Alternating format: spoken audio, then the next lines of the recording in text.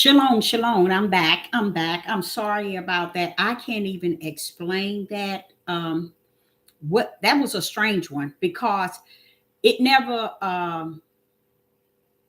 slowed down.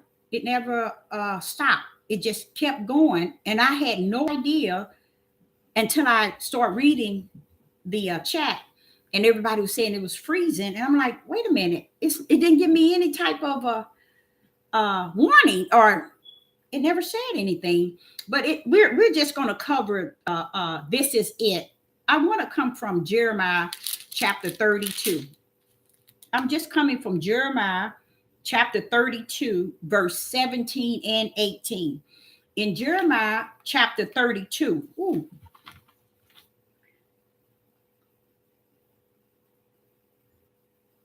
in Jeremiah chapter 32, I see here things are being said. And I'm going to tell you something. It is so much in Isaiah, Jeremiah, and Ezekiel that I can really embrace. They're saying a lot of good stuff in there. So you guys might be interested in really reading up on Jeremiah, Isaiah, Jeremiah, and Ezekiel because they're saying things to us for this day and time. Yeah, they're saying things to us. And these are three prophets. And they're saying things for us. You see what I'm saying? And I think two of them was murdered. Yeah. But I'm still saying out of Jeremiah, Isaac, and Ezekiel, I think two of them was murdered. But they are prophets and they're saying things for us today, meaning they have food for our spirit today. So we can, if we ever be in a situation and we want to understand a lot of things that's taking place today, you can actually go to Jeremiah, Isaiah, and Ezekiel, and they'll tell you because it's a lot of things the Father shared with them to tell us to kind of give us an idea of really where we at. Because right now, I don't think people really understand this book has been talking about us for quite some time. He's been warning us. He's been sharing things with us. He's been telling us things. And we just seem to I don't know, it's just so much going on and so much has taken place to where we have become numb to it all. But with me, I'm just like, you remember that endurance spirit? It is such a wonderful spirit to have because it allows you to see things for what it is and what's coming, but it allows you to embrace it as if you're going to be okay. Yeah, it's frightening. It seems scary. I know they don't see it, but you're going to be okay because I've given you the spirit so you may endure and know that all still is in his hand. So I want to go to Jeremiah chapter 32 and verse 17 and 18. In Jeremiah chapter 32, verse 17 and 18, it says, "Woe, Ahiah, behold, thou hast made the heavens and the earth." You see that? You see where it says, Ahiah, Yahuwah, behold, thou hast made the heavens and the earth by thy great power. You see that? He's saying, Father, you have made the heavens and the earth by thy great power. Now, it says, and stretched out arm, and there is nothing too hard for thee. Now, Jeremiah is saying this here. You all got to understand, this is thousands of years after the probably thousand years when Jeremiah said this here. You see, I mean, it's been a long time. And this is the prophet Jeremiah. Listen to what he says. Yahuwah in verse 17. Behold. Behold means look.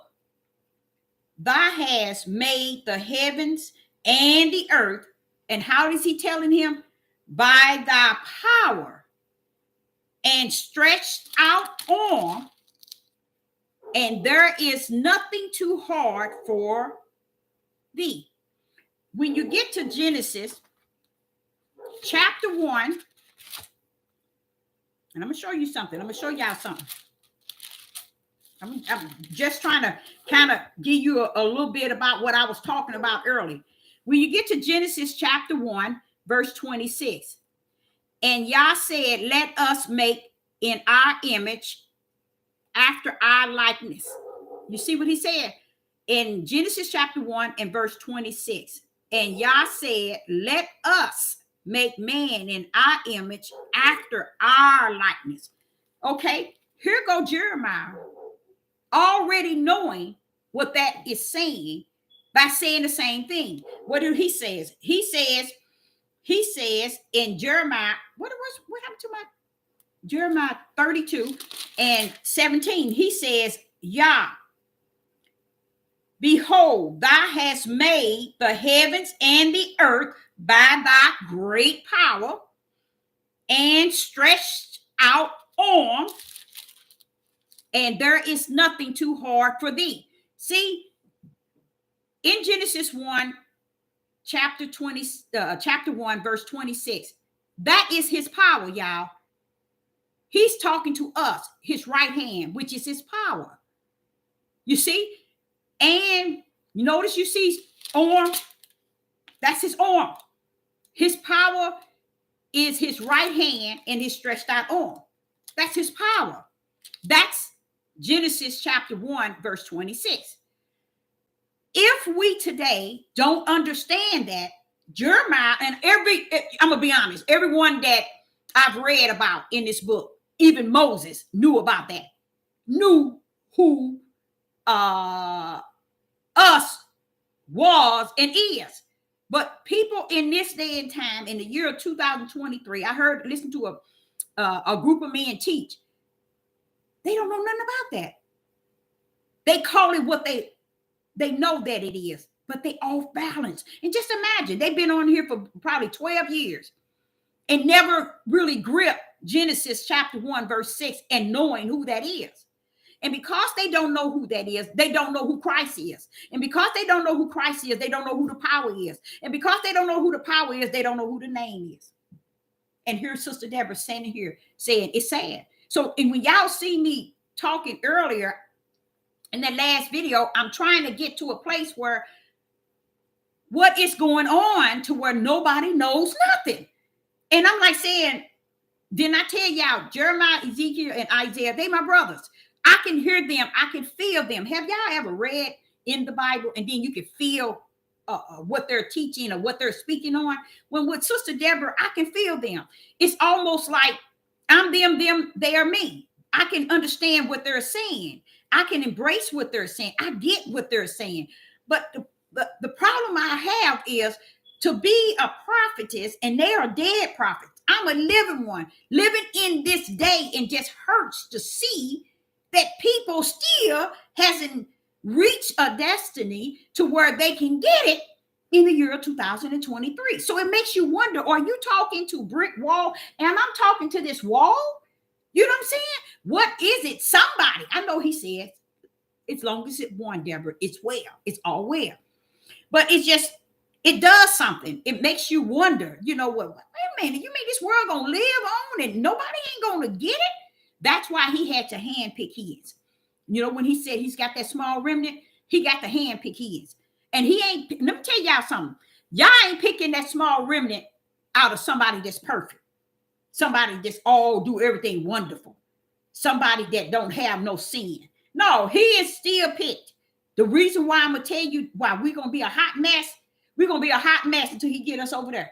Sister Deborah going to be a hot mess until he get us to the other land, the promised land. And that's where he's going to clean it up. And I heard the brothers today teaching that. And I said, y'all did get that part right, but they still missing it. They still missing the most part because they sit, and they say about the name and knowing his name and so on, but y'all don't know the beginning. So how could y'all be teaching any of it, and you don't know the beginning of the name, the power, the right hand, the stretched out arm? If you don't know who that is, how do you know what is and what is not? So here in Jeremiah chapter 32, in verse 17, it says, O Lord Yahuwah, behold, thou hast made the heavens and the earth by thy great power, by thy great power, by thy great power. Here is Jeremiah telling the Father, you have made the heavens and the earth by thy, he's letting you know, thy great power and stretched out arm. See, he knows that power is the right hand. Jeremiah. So what do you think about me that's living in this day and time when I hear Jeremiah saying the same thing I come to understand, and I know I have not heard an ear. In my ears, I haven't seen nobody teach it. I haven't seen nobody preach it. So it's like you wonder where you at. Because I'm like, all this stuff is going on in the world and nobody's saying anything toward unrighteous. But they want to, let me show you what I mean. Why are you over there with the LBGQRI? Why? Why are we all over in their Kool-Aid? Why are we over here in the Christians' Kool-Aid? I don't give a rat's behind what the Christians are doing, because he revealed to me that the Christians are the shield of the Roman Catholics. Now, they're not a shield that keeps the Roman Catholics safe. They just a shield that the Roman Catholic hide over under to do their dirty work. You see? So I'm sitting here and I'm like, okay, why is it that everything that the Father is teaching me, it feels like no one is speaking on it, no one is saying anything about it? Like I told you about those kids in Chicago. You know, every tribe of Judah should have been made a video about that. Oh no, they want to talk about Donald Trump and Biden. They want to talk about the dollar in America. They want to talk about over in Africa. Nobody wants to talk about what is right in front of your door.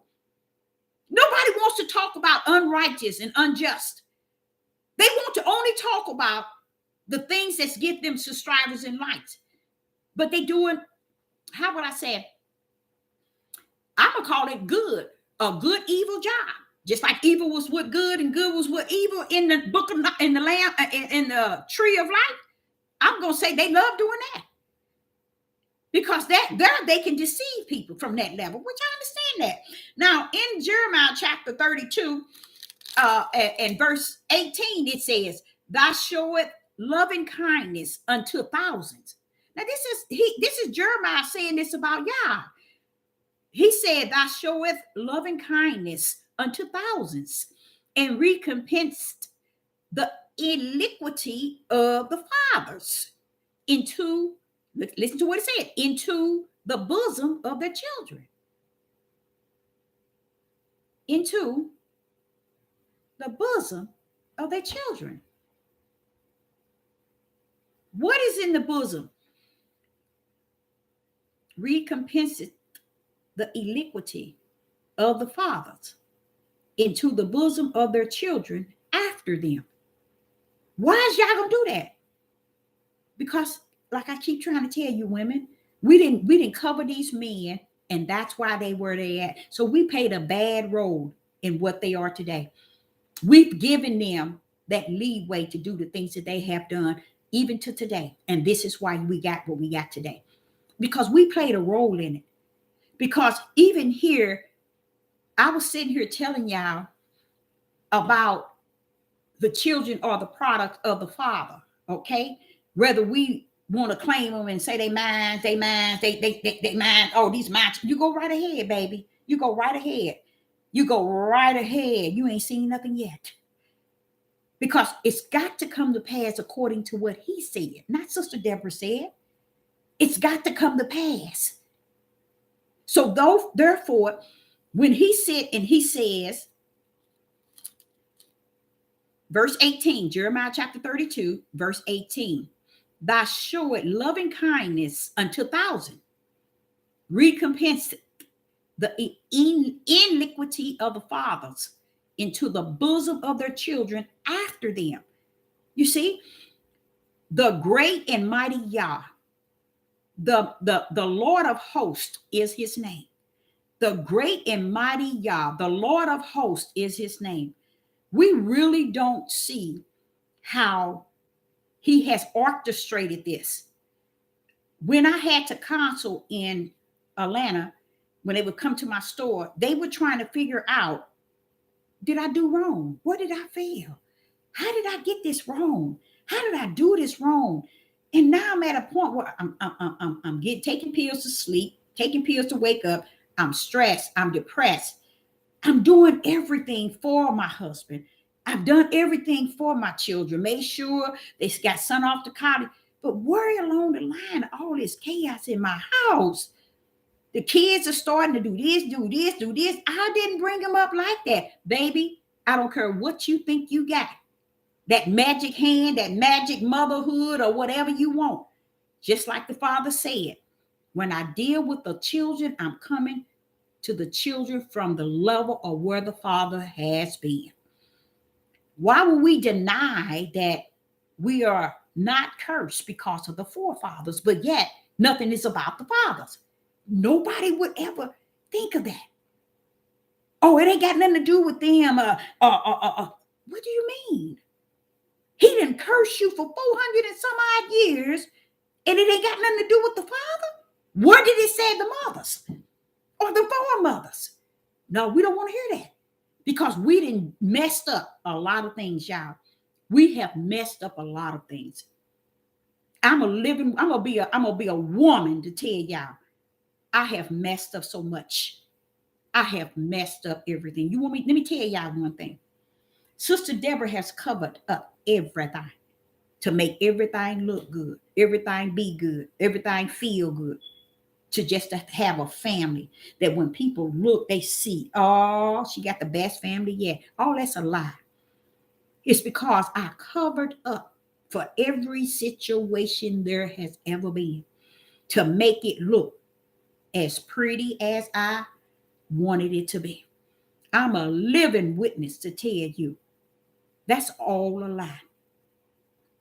We covered up for the fathers, and we still covering up for them. And that's why they have every right to see us as bitches and hoes, see us as nothing, have that perpetual hate like the heathens has for us as a race. They have that same perpetual hate for us. All you have to do is sit and listen to them. They're all saying the same thing.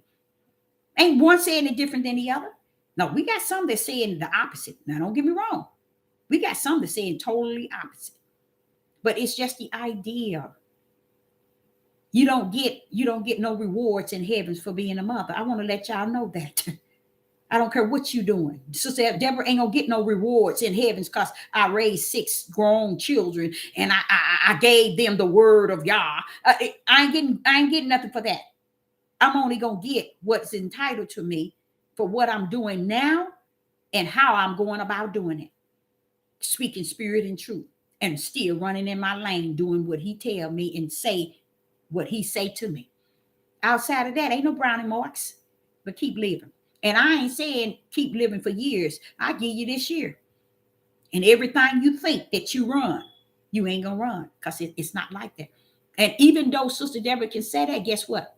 You couldn't tell nobody in my family. I ain't got the best family. You couldn't tell nobody on the outside looking in. They'll tell you in a minute that lady got the best sons and daughters in the world. But the truth be told, I'm not about the best sons and the best daughters. I'm about my father's righteousness. I'm about my father's righteousness.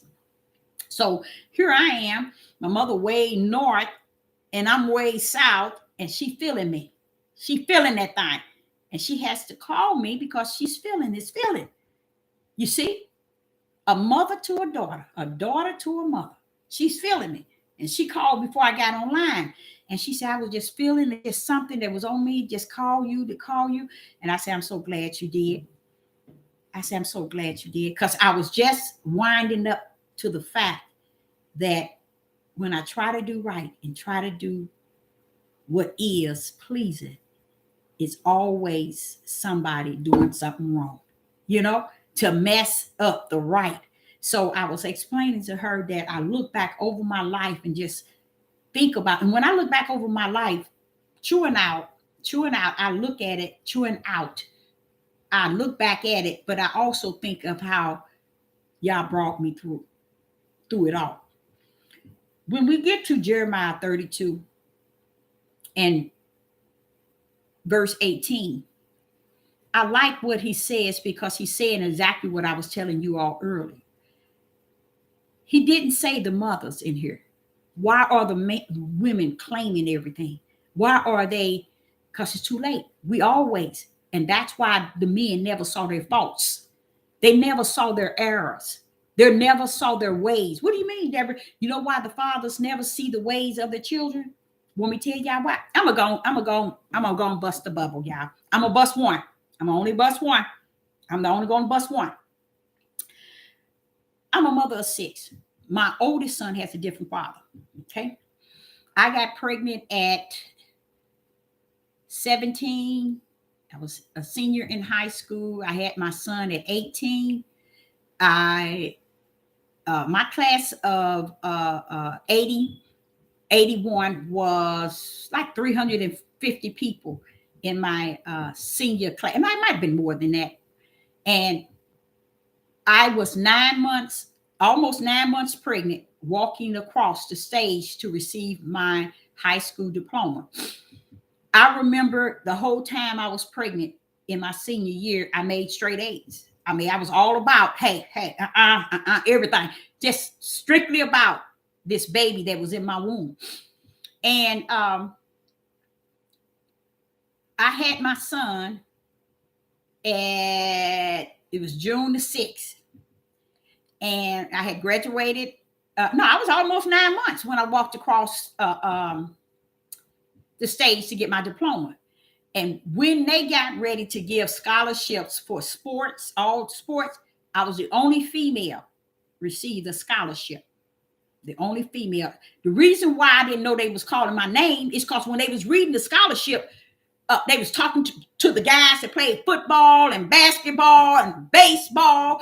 And when they called me, I didn't even know they had called me. And you saw one on this side and one on this side. Deborah, get up, girl, they calling you. And I had to stand up with all those guys. But I had received a scholarship. I was running track before I got pregnant, okay?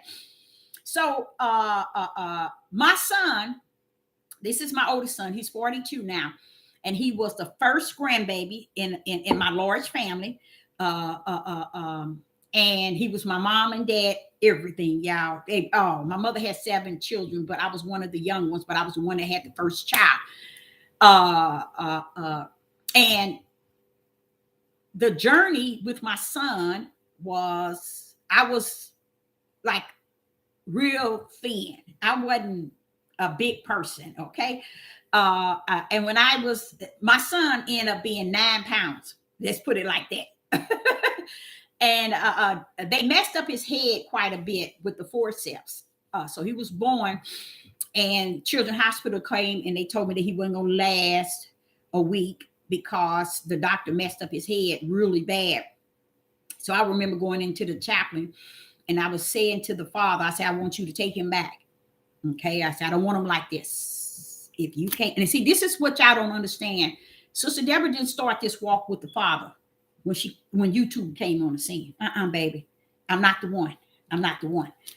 I was went into the chaplain at the hospital, and I just sat down there and I prayed to the Father, and I said, and I told him straight, blunt, take him back.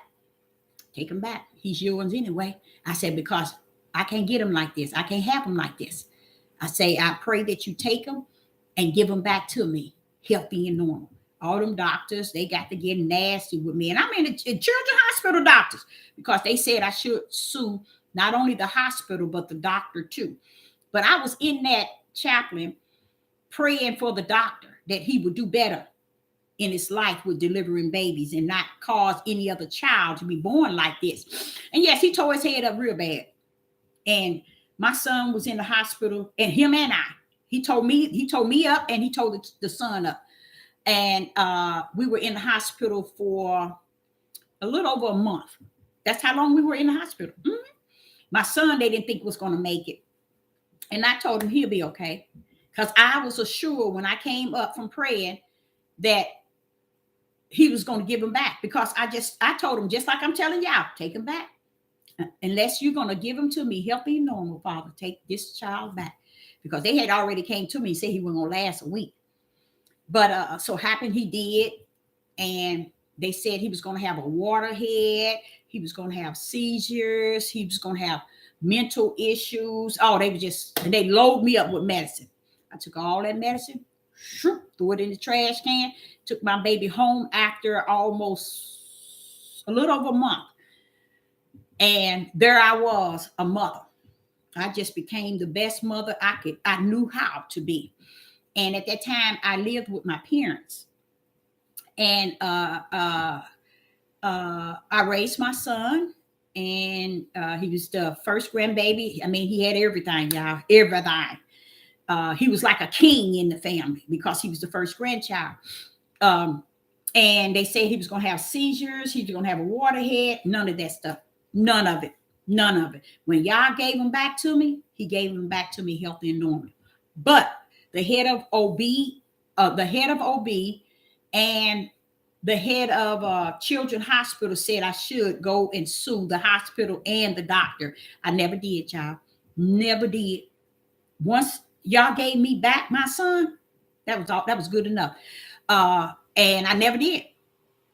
The thing about it, you guys, this is what I'm gonna go on and share this one. I'm gonna give you one treat. Just this is one. My son's father was involved in a lot of things in his life. I didn't get educated fully until my son was pretty much like in his teenage years. Because what was happening is my son, he had all the characteristics of his father. His father was what you call a very, very, very intelligent, bright man. When that's who my son was. My son was the same way. Even though his father was involved in things that I had no idea that he was involved in, I just assumed that, okay, this is my son. This is my baby. Remember, women, what I was telling you all? I know what I'm talking about when I'm telling you all. Oh, this is my baby. And hey, he gonna have everything. I mean, this kid had everything, y'all, for real. And his father, as I kind of got to know my son as he was growing up in school, he was what you call a straight A student from young all the way up. When he got into junior high is where, they inside start to identify who they really are. And what do you mean by the inside? See, women, we contain these children when they're young. And we can just make everything look so cute and okay. But when they reach that 12 and start to switch and trying to find their identity within, then that's when you begin to see being who you are and who you raised him to be don't mean nothing. This young man, he was the type of kid that loves to play sports. He loved to be out there, and he loved to bring peace. He was the type of kid that if I go outside, Mama, can I take this here box of, I said, but Raymond, the reason why they liking you like this is because you keep taking stuff out and you giving it to people. You can't buy people with stuff, baby. He said, no, I'm not trying to, Mama. I just want them because they my friends. Everything to him was about friends. It was his friend. And he grew up he grew up not knowing that they were taking advantage of him, because in his mind, everybody is just lovely friends, and that's what he always believed. Always. He, even to today. I mean, he just that type of person. And what happened was he grew up in the 6th grade. He was like a size 12 in shoes. I mean, he grew up and just a blossom. But when he was in junior high, he began to play football, but he was battling something. My baby was battling something all that time, y'all. And as I watched him, I remember one time, I think he was like 10. He was going on 10. And I told him to clean up his room. He didn't want to clean up his room. And he was playing the game. And I said, clean up the room. He didn't clean up the room. So I said, okay, you think I'm playing? I mean, clean up. He still keep playing the game and not clean the room. I brought that belt in there. And I remember taking the belt like this here, getting ready to He grabbed that belt. He grabbed that belt for the first time. And right then, I knew that, okay, that time is over, mama. Don't. He didn't say that to me. It's just a look of sadness that he gave me. He just gripped the belt for the first time. And he was like 10. So I said, okay, I got to start talking to this kid from now on. And that's what I did. Because he was sending me to me, I call that a male. You know, I looked at it as a man said, no more. You know what I'm saying? No more.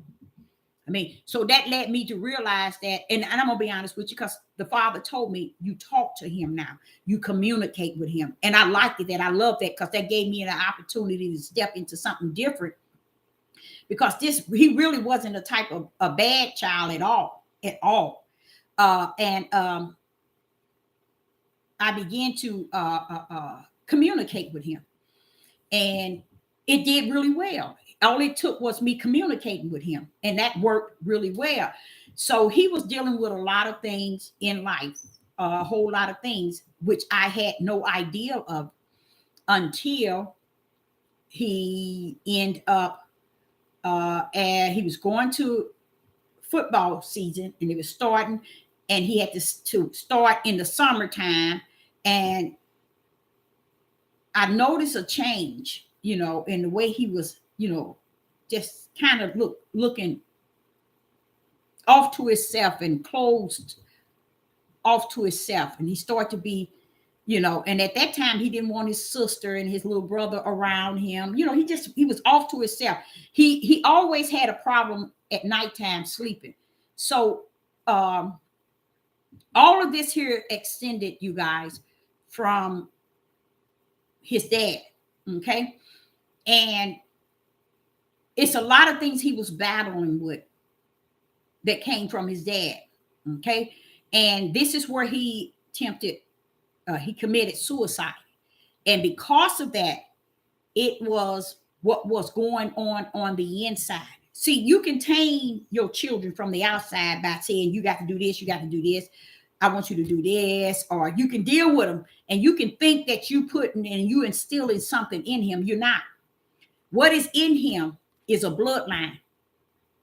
It is a ways that God said he created the children like unto the Father. And those ways you can run around here all you want. Women with a swollen head thinking it's all about what you say, what you think, and what you feel. That was my first son. But I thank the Father for giving me all the things. And it had to take what he went through for me to look at the picture the way y'all wanted me to see it. But he wanted me to see it step by step. But when I got to that final step, I said, look at here. I've been raising this son all this time and never knew that he had his father living in him. I never knew that. Now, the ways of his father were there, okay? With a lot of the ways. His intelligence, that smartness, speed reading, he can pronounce any word and break it down in words you ain't never heard of. You talking about Hebrew, that man look, he was just that intelligent. You give him something to fix, it wasn't nothing that he couldn't fix. That was from his father. But not only did he get the intelligence and the smarts and the know-how, but he got the other side, the darkness. Even though he was born on the outside, but on the inside still the ways of his father. See, we think we want to give them, if the father has this different kind of curly hair, we want to give the kids the curly hair. If the father got light brown eyes, he got eyes like his father. But what women don't understand, baby, it's not the outside. It's who they are on the inside. Because they could carry the father's ways. You see what I'm saying? And then you thinking you raising them and you wondering, why is that kid doing this? Or why don't he do this? I don't remember my brother and them doing this. I don't remember my son coming up. You want me to tell you how deep it is? That's why I tell y'all women, you need to sit your tails down and understand things in spirit and truth. And stop thinking that things wraps around your fleshly ways. Because I'm going to show you something. It goes as deep as Genesis, okay? Sodom and Gomorrah. I'm just showing you. You think that what was going on at Sodom and Gomorrah, that homosexual stuff? Did it say anything about women were doing that? It says young men and men. When you get to Judge, the book of Judge, when them men and young men came to that door to have sex with that king in Judge, the book of Judge, it did say women and girls or daughters. It didn't say that. So when you looking at today and you see all this homosexual, you know why it bypassed you all? Because you haven't dig down deep in here under the ruach to see where it come from. You get what I'm saying? So this is the fathers, you guys. Still the same way. It's no different. We're living in it today trying to beat up on these men and women that's like this here. Mostly out of, in this homosexual thing, you guys, I'm going to show you how deep it is. 85% of men, probably 15% women. But they ain't going to let you get away with that. Not these men. They're going to make you think women doing it too. But baby, you bent. When you go back to Genesis, you'll get them. You go back to Judge, you'll get them. Say, no, here it is right here. It always been here, and it always rests in me. So when we see where we at today, and you see he said the forefathers. Well, wait a minute. Silly Deborah would say to him, wait a minute, hold up. Abraham, Isaac, and Jacob wasn't like that. David, Solomon, they wasn't like that. He said, well, I ain't talking about them, Deborah. So that should show you the sin really rests with the forefathers and not those forefathers, meaning the forefathers of sin. That's who we are, the children and the product of. But no, we want to use Abraham and Isaac and Jacob and don't even understand they are the seeds that went into the soil that increased. That's why they wasn't called stiff-necked rebellion and disobedient whoremongers and all these other things. But we want to escape that. The truth be told, what you see in the product of what you see in this world today is because of a man. And yes, they've been getting away with it, and they're going to continue to get away with it. And that's why Yah is going to destroy it, just as he said before. He's going to destroy it all. And he took his remnant out. They would never own up to nothing that Sister Deborah is telling you. So guess what happened? So my son's father and I, he always said to me, he said, you always taught him how to respect me. He said it today. And he probably would kill anybody if anybody touched Sister Deborah. He said, you always had my son to respect me. And I ain't never done nothing for him. 42 years old. And I think he spent in 42 years old, I think he might have spent 2 days out of 42 with my son and probably $200 in 42 years. But he would tell you and anybody else, she's always made sure that he respect me. Always did. Sister Deborah ain't who you think I am. I'm what you call a righteous person. I'm just somebody don't take no crap. So he come calling, and I told him, I need to talk to you to tell you the truth of the whole matter. And when he tried to say, you know what he did? He got quiet. I said, so he ended up inheriting everything that was in you. It came down your sperm.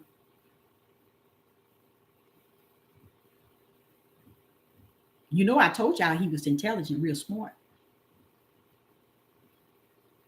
He began to say, how? When I broke that thing down to him, he said, it all makes sense. I messed up my son. See, a real man owned that thing. These somewhat what you call men, these ain't no men.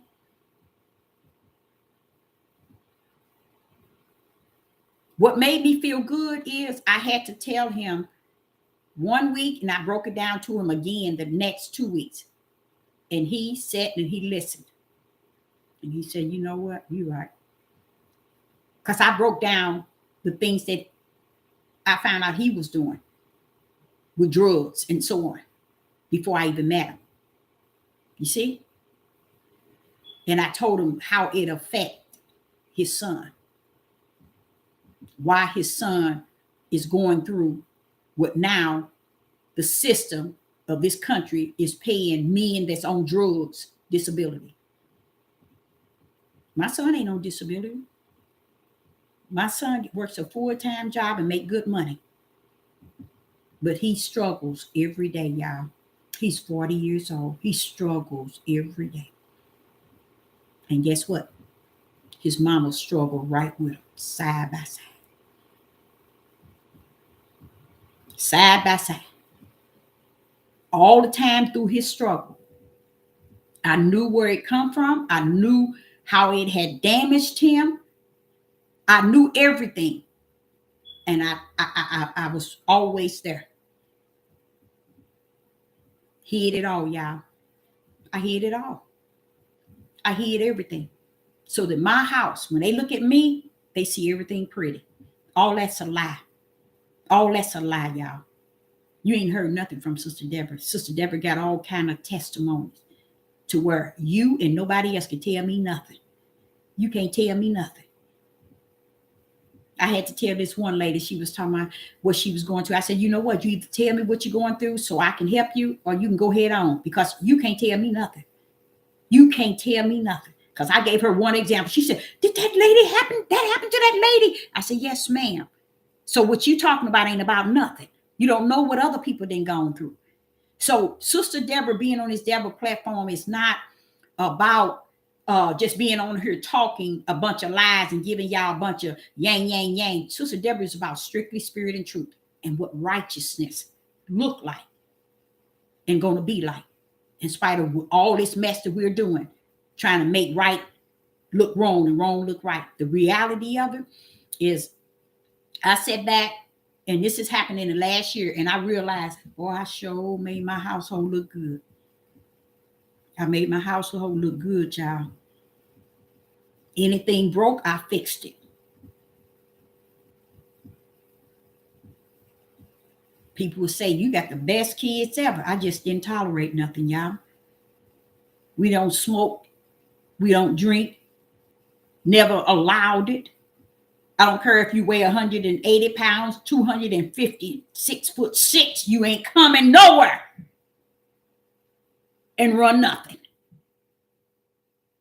Never was. Not afraid of nan one of them. Anything they doing. Even to my youngest daughter. I don't care. I don't care.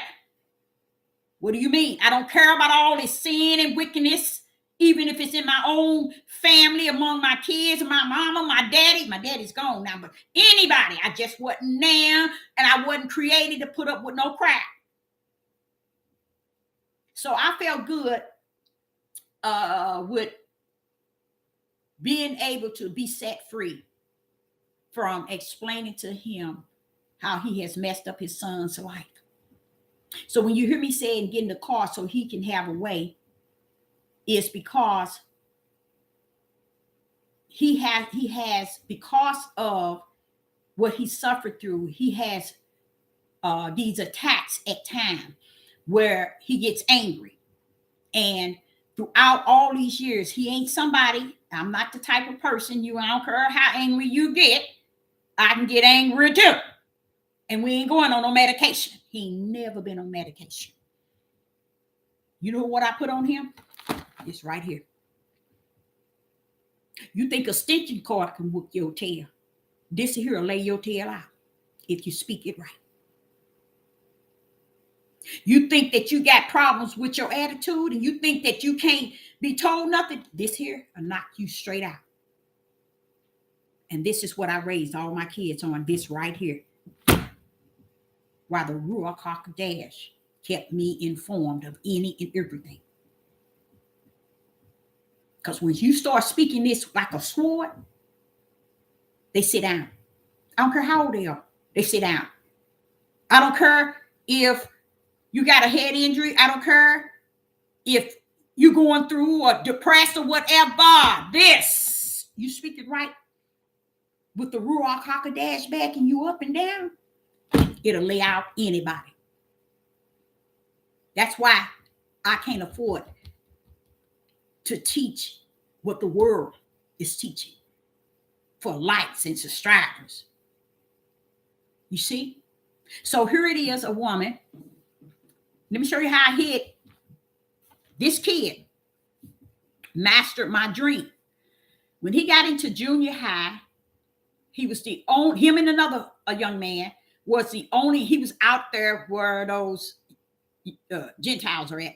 And he was the only one, along with this other European, that received an art scholarship, because someone, an artist, would come in and teach them the basics and teach them and take their art and present it. When my son, the same son, he was involved in that. Why? Because Sister Deborah was a art. You talking about can draw. You talking about can draw. I can sit down and I can really draw, you guys. And when I saw my oldest son take on what I used to do, because I used to love to draw, but I didn't. Instead, Sister Deborah had babies, and I raised a family. I wanted to be a wife and a mother. And let me tell you, it's no one on this earth a better mother, nor could have been a better wife than who Sister Deborah was and is and have been. You see what I'm saying? So I don't listen to these what he said, silly women, because many silly women on this devil platform pretending to be prophets, pretending to be trying to teach somebody something. These sick people sit and listen to them. Oh, this is time for prospering. You're gonna gain and be blessed. This is your year. You're gonna gain, and you woman, somebody gonna gain you and bless you with a belt. Because I believe there are people who have not had what you call a good tail whooping. Oh, Father, yeah, I better watch myself. There are people who have not had a good tail whooping. Those are people who thinking they getting away and they doing something to deceive others in many ways. You ain't getting away with nothing, baby. You got your time coming. Sitting here telling these people what time we in. What Bible tells you it's the time for you to prosper. You in prison. But back to my son. So I'm just giving you one token of him. So once he attempted suicide, which he committed suicide, and by him doing that, it took right in the back, blood cells, red blood cells that goes to this part of his brain. Because when he hung himself, it went like this, and it cut off the oxygen to his brain, killing off the red blood cells. So now he deals with long, short-term memory. That happened when he was 15. Okay. So I learned then that he was struggling with depression. And me, myself, where you get that from? Where that come from? Y'all didn't know a lot of these drugs. These men that got a lot of these drugs, you all women, you cannot win with them. You think that you can. You think you can change them. You think you can make them like this. No, you can't. No, you cannot. You can go on and play lolly, lolly, lolly. I got it. You know, women would rather have a man as sick, as long as she says she got a man in the bed with her. And that's the mindset of our women today. And that's why they're killing them. Because they're getting them on, dating sites. And they're killing them left and right. Because these men are gone. Deuteronomy 28 said it. But you can't get them. Even those that's in the tribe of Judah, these women be on this devil planet, they don't get it. They don't. That's why I don't listen to people sitting telling me, you can't tell me nothing. Why would I sit and listen to you? When I'm a living testimony. Taught by the Ruach HaKodesh, a student of the Ruach HaKodesh. Taught from the wilderness. Been dealing with hearing the Father since I was 4. Why would I stop right now and listen to you? You ain't got nothing to say to me. My testimony, my one testimony outweigh your whole life. I got testimonies that will outweigh your whole life. You can't tell me nothing. And I thank the Father for those testimonies. I thank him for the struggles. I thank him for the victory. I thank him for it all, because that's why, sister, where she at today and can tell you something. I might not tell you my life from A to Z, but baby, I got a testimony that'll make you look silly trying to tell yours. I ain't even told you nowhere even half, not even 1/4 of my son's life and what I have to go through and been going through. I remember when we moved back here from Atlanta, he began to tell me, Mama, you let them give me medication when I was coming up. I said, bro, come on, go with me. He's real smart, child. Real smart. I said, bro, come on, go with me. I was talking to him yesterday, too, when I was online. I said, come on, go with me. I said, we finna go down here to Children's Hospital. Come on here. And I said at that Children's Hospital, Rucker, I said, now, for many years, you've been telling me that the way that you are is because when you got out the hospital after hanging yourself, I let them give you medicine. Baby, you ain't took a pill a day in your life. I said, okay.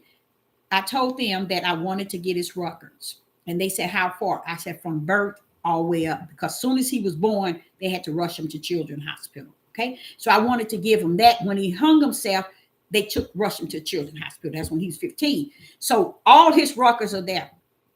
I say now, they wouldn't give it to me. That's why I had to take him. Because, he's an adult now. He got his records and we sat in the kitchen, went over records to records. He said, Mama, I said, what is this right here saying to you? Oh, I was 6 months. I said, yeah, but what is it saying? What is Helen Nash, his private doctor? What is it saying? Miss Burton refused to issue medication to son. I looked at him. I said, wait a minute, bro. Didn't you tell me I gave you medication? Wait a minute. We went all the way up to where he's at. When he hung himself, even when he got out and had to go back and forth to the hospital because it messed up his short-term memory. Every file we pulled, we had to pay money for it too. I hate that we had to pay money for his records, a copy of his records, but it was okay. He read them things. He said, oh, Mama, I am so sorry. And did y'all know he was, 28, I think it was, 28 or 29. He said, I am so sorry. He said, all these years, I thought you had given me med. I said, see that? That's what kids do. They lie on their mama all their lives. But see, ever since he saw his records and saw that you've been against medication since I was born. Yes, sir. Mama ain't never gave you nothing. But it's better. Now listen to this, women. Listen to this. It is so that's fitting for them to have someone to blame. And who is it they're going to blame? The one that has done it all for. It's nothing you can do with your child or for your child where they're going to look at you and say, Mama, all that you've done, I just thank you. You know why they ain't going to say that to you? Only time they're going to come back is when they have kids themselves. You see what I'm saying? When they have to live where they are in that spot themselves. Oh, yeah, they're going to come back and say, Mama, you sure said it. You sure said it. The difference between me and other people, the word talks about me. The word talks about me. In Isaiah chapter 3 and verse 12, it says, as for my people, children are their oppressors. You think I would deny that? You think I would really deny that and take on the idea that my children is what's right and this is what's wrong? You lost and you're going to remain lost. I would never deny what the Spirit of the Most High teaches me out of this book. Now, he taught me where some things are smeared, but he's showing me When and the reason why he showed me this, he said, because you get so many women coming to you trying to understand what's wrong with their daughters and their sons, that they hadn't put their best foot forward. They'd given them everything. They'd done everything for them. How is it that they could feel that way toward their mother? I said, because we as mother hid the fathers all these years and still hid them. You get ignorant, silly women on these devil platforms saying the women are doing something to the men. Sit your tail down somewhere.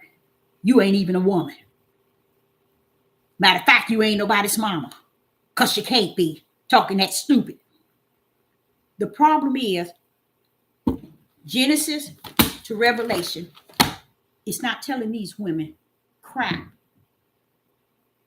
We took on what they say that we are.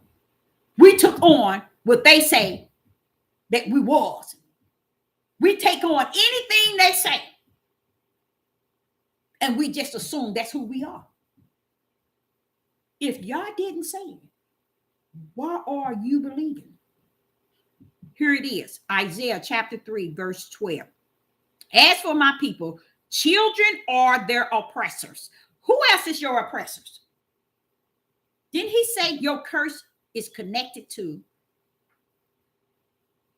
you having oppressors over you with a yoke around your neck? Who are they? What have we been saying since we were Hebrew Israelites? Oh, they are oppressing us. We are oppressed by them, right? Why haven't you all women, why haven't you owned up to the fact that it says your children are going to be your oppressors? Why? Why you won't grip that? Oh, no, she wrong. My babies, you ain't nothing. Because in this day and time, you ain't seen nothing yet. Keep them in high school. Keep them where they at. Let them keep continuing. And you go on and think that they gonna, my baby's gonna outride what that word said. No, it ain't gonna come like that. Never will and never have it. Okay? So when he said it, then he said, and women rule over them. How can a woman rule over children that's oppressing her? How can she rule over? She can't. She can do the best she can. All she's going to do is start them to hating, killing, like they doing. That's what's going on with a lot of these men. They hating on their mama. Big time. They don't blame daddy for nothing. He never gave them nothing, never been there, never done nothing, never seen them, didn't want to have nothing to do with them, but he's good and dandy. He can show up in the scene and they, oh, my daddy. But the woman that had fed them, clothed them, housed them, sent them to college, bought them their first cars and did everything for them, they can't see you. Why? Because the biblical word says they're going to oppress you, woman. And you running around here saying, no, not mine. You ain't got no minds. They steal the children, steal the offspring of the father. And you continue on Isaiah 3, read Isaiah chapter 3, and you will see for yourself that this is exactly what's going on, even in the camps. In Isaiah chapter 3. He gets down in Isaiah chapter 3 and verse 8. For Jerusalem is ruined and Judah is falling. Wait a minute, Father, y'all. You said Babylon is falling. What Judah doing falling? He said, Deborah, I've been trying to warn y'all. This tribe of Judah is something else. But none of y'all want to see it. These are these men. Because we putting them a place they don't belong. They are not entitled to be where we trying to place them. After they have proven that they didn't even take care of their own seeds that y'all had put in their wombs. They don't see fit that you're entitled to anything. You should do anything. You should go anything and you should have anything. But they want to rule you so they can be a king. They want you to submit to them so they can feel like a king. They want you to be under their feet so they can control you to make them feel that they somebody. They want you to go back to Torah so they can run and rule over you all over again. They want you to go back to Torah so they can sell off their daughters. And they're doing it. That's why he said the days of Lot, not Noah. It's going to be like the days of Noah. What was happening? Men was having daughters born. And the mothers wasn't giving the daughters away, but the fathers were selling them. Sex trafficking. And that's what they're doing now. How would you say that, Deborah? Because he says it's going to be like the days of Noah. They're going to be marrying and giving in marriage. See, we don't connect all that right. We can't connect it the way they want to teach it, the way they want to preach it, the way they want to say it. But that's why Yah said in Isaiah 3:25, Deborah, cool down. They're going to die in the war. And the mighty ones, like Pastor Dow, he's going to die in the war since he think he's so mighty. Because that's their mindset. That's their mindset. They think they're going to come and go and get by with all this stuff that they have done, that they have never stood as a man that was in Genesis with a woman as them. They have stood outside of it. And then you wonder, nobody never questioned. Y'all notice y'all never get anyone teaching y'all about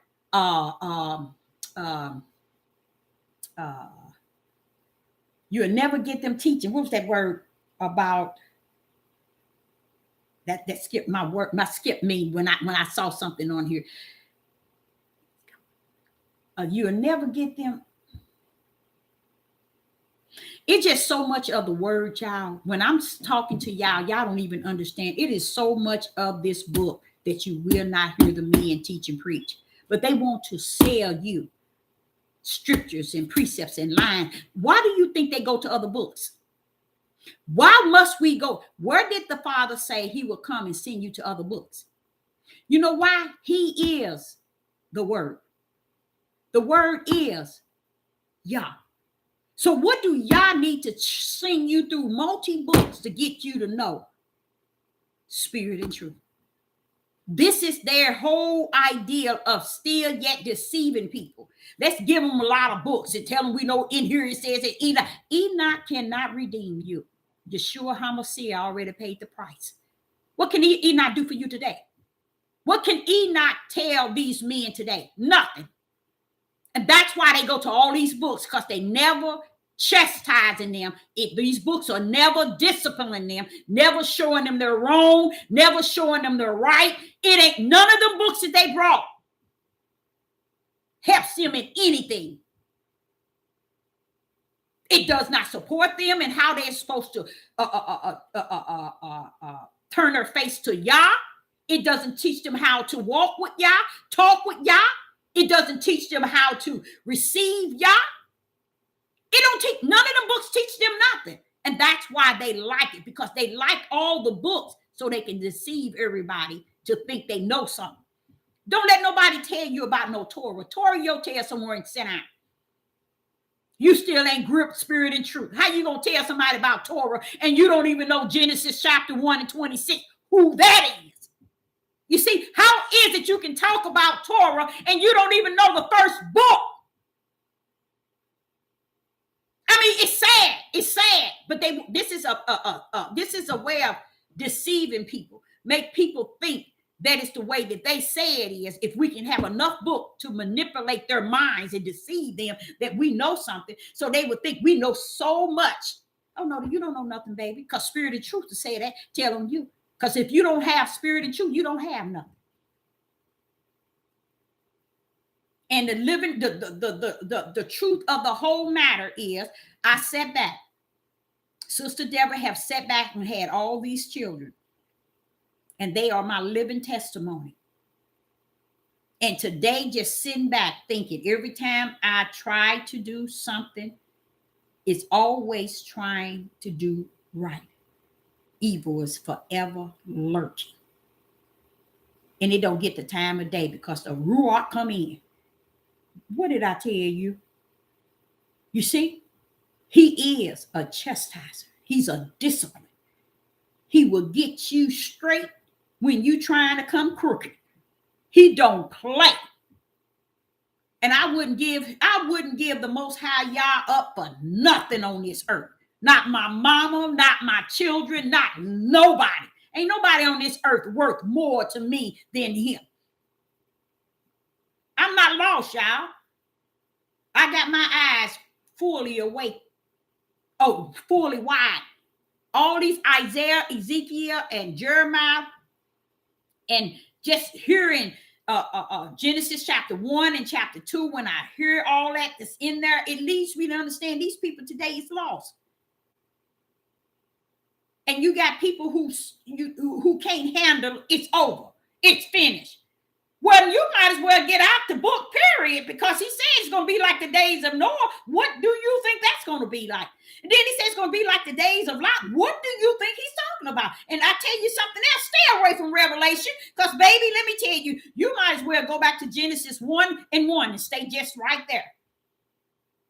Because if it frustrates and make people feel fear to know it's over, it's finished, something wrong with you. Because once he get his to see that it's finished. Come on, y'all, let's go. Y'all got it. Come on, let's go. Next step. Do you know the 99.9% of people that said that they are the tribe of Judah is rejecting everything for the end days? Y'all didn't know they did you? Yes, they are. Why? Because they don't want it to end, y'all. They don't want it to end. They got you thinking it's the end days, but they don't want it to end. That's why he said, come out of it. Or you're going to receive what she's going to receive. Why are you saying that, Father? Because, Deborah, they're going to get left right here. And they're going to receive what she's going to receive. Because they really got you all bent that they're trying to teach you all and ministering to you, get you. But now one of them can tell anything to you in spirit and truth. And what spirit and truth? You can only get that through the Ruach. You can't get that through nothing else but the Ruach. So that leads me to understand it's a lot of them that don't have the Ruach portraying the role that they have it, and how they're content is they got people liking and subscribing. And most of all, do y'all know that the liking and subscribing is for the dollar? But guess what's greater to them? The praise. You giving them the praise over Yah. They like that even more. Oh, you teaching a good lesson. Oh, you teach, and ain't no food for their spirit. It's even been given to them from years from these individuals, but they giving them all the praise. They giving you something. Now, a person can give you food for the spirit as well as food for your flesh, but they can't sit and give you 10% food on your plate for the spirit and 90% for your flesh. No. They can't even give you half and half, because Yah said he don't share his glory. So what's going on here? So they said to the Father, hey, we ain't going to give you no glory then. We like the praise they give us. They glorify us. So we ain't going to share that with you either. That's the mindset. That's why they won't talk about him. They won't talk about the things that they have. You know what? You have to have some testimonies. You can't tell nobody with nothing without no testimonies, because the testimony is saying that I lived that job. Let me tell you this. Let me tell you that. That's testimonies. These people ain't got no testimony.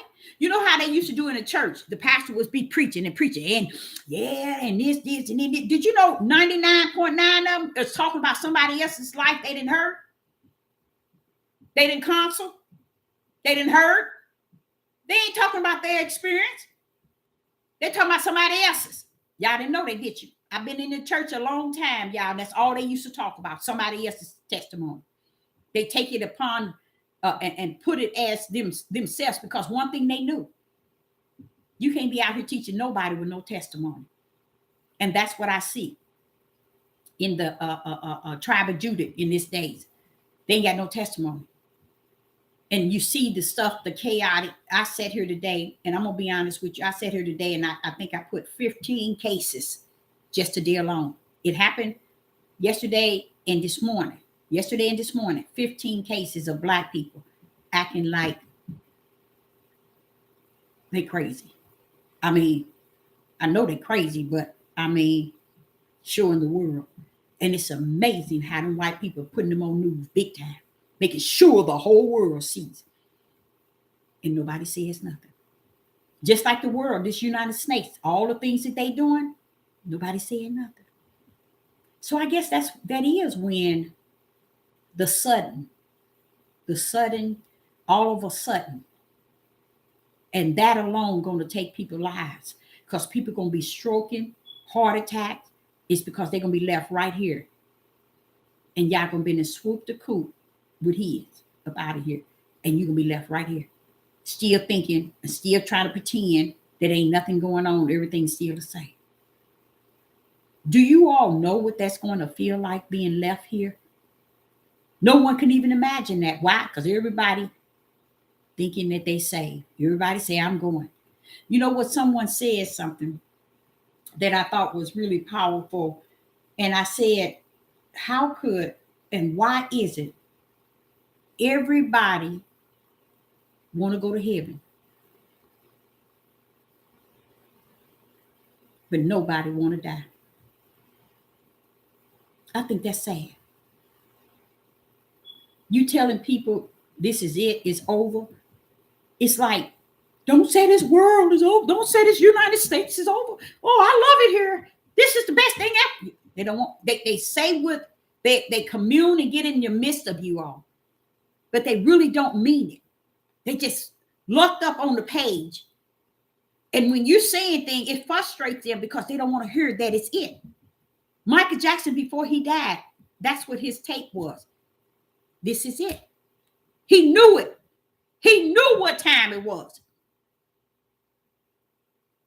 So if Revelation had already told you what's going on, Matthew's 25, Daniel, and all these others and told you this is it, and you still hollering about, oh, it scares me or it frustrates me and I don't like to hear it. Well, you know what? Go sit in one of them Catholic churches, baby, and them Christian churches and hear what they got to tell you to make you feel good. Because you don't need to be on this page if it's hurting you to hear spirit and truth. So it tells you you need to go find a page that's saying something that makes you feel good so you don't have to worry about this is it. You really thinking that he's going to come and change some things. Oh, things going to get better. Baby. I heard the brothers today, early this morning. They nailed it.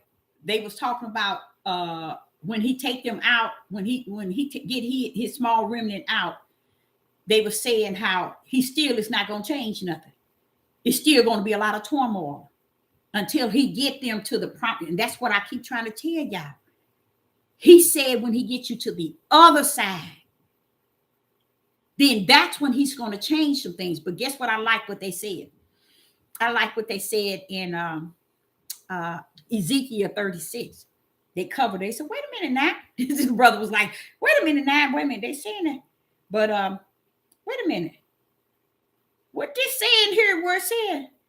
And once you get to the promised land, he going to put all this stuff in you. Then he going to also say, and you're going to remember your iniquity. And you're going to feel that thing, y'all. You're going to feel your wrongdoing. You're going to feel your sin and your wicked. See, you thought you had it going on because he gave you a new name, a new heart. He cleaned your flesh up. But no, y'all said, I ain't done with you yet. You still going to get over there and feel what you've done to me. See, we thinking we still escaping. When we sit here saying, now watch this here. When we sit here saying, oh no, it can't be it. Oh, it's not the end. Oh no, you still won't hear. But wait a minute, hold up. Even him, himself. Ezekiel 36. I want to just go there, Father, y'all. I just want to go there a little, do a little something in here. In Ezekiel, and these brothers, they was talking about it, and I was like, okay, now I said now they get it.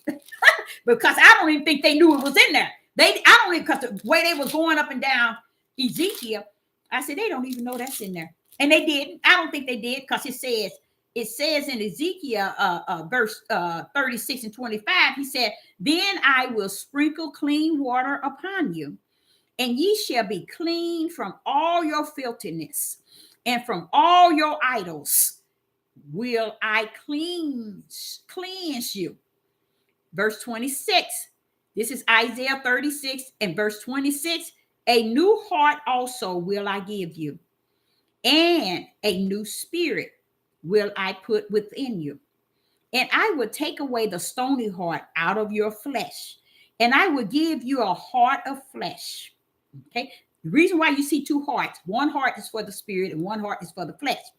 And then he said, and I will put my spirit within you and cause you to walk in my status. And I shall keep you. I shall keep my judgment, and ye shall keep my judgment and do them. Now watch this here. The brothers was reading that, right? And they continue to read and continue reading. They got down here. Right here when he said, now he done that to them already. Watch this. Then shall, in verse 31, then shall ye remember your own evil ways. I love the Father. I just love the way he rumbled. I mean, he can come in one way and go out the other, or he can come out the other and go in another. I just like how he does that, because here, a lot of people here right here today, they will think that, oh, it's going to be this and this, but baby, wait a minute. See, we really think we're getting away with something. But you listen to what he said in verse 31. Then shall ye remember your own evil ways and your doings that were not good, and shall lock yourselves in your own sight for your iniquities and for your abomination. Now, wait a minute, hold up, Father, y'all. This is when we get to the promised land. Yes. See, we thinking wrong. So if Sister Deborah, now listen to this. Hear me out, y'all. Hear me out. If right now I own this thing, if I see this and the Spirit of Yah is working with me and teaching me how to own this thing, do you think that I would have to experience that when I get to the other side? No, because I'm owning it on this side. Why are you owning it, Deborah? Because you might have to own it on the other side too. No, I won't. Because I'm owning it on this side while I'm gone. You see, so something in my spirit is already allowing me to accept what he's going to allow without cutting in, trying to make him alive so I can live a lie. I'm not about to do that. I'm not going to wrong my Father, my Creator, my chastiser, my discipline, wrong him so I can look right. That's what people doing today. They making him out of lie so they can live to look like they the truth. So here he was saying, even your abomination. And this is what he said, verse 32. Not for your sake do I do this, said Yah. Be it known unto you. Be ashamed and confound for your own ways, O house of Israel. So what we thought was this. We thought when, okay, he come get us and he get us, we end up traveling till we get to the promised land, right? And when we get there, he redo us all over. Who in the live chat know what actually had taken place? Who in the live chat understand what has just taken place for him to, in verse 24, Ezekiel 36 and verse 24, for I will take you from among the heathens and gather you all out of all the countries and will bring you into your own land. Now, what is happening? He's cleaning you up. He's sprinkling clean water. He's taking all the filth. He's giving you a new heart. What is happening, y'all? What would y'all say that's happening to where yet he's going to reveal, he's going to allow you to remember all your wicked and evil and your abomination? What happened? What would you say has happened in between that? What has happened?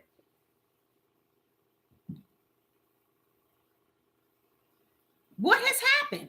What has happened where he said in verse 24, for I will take you from among the heathens and gather you out of the countries and will bring you unto your own land.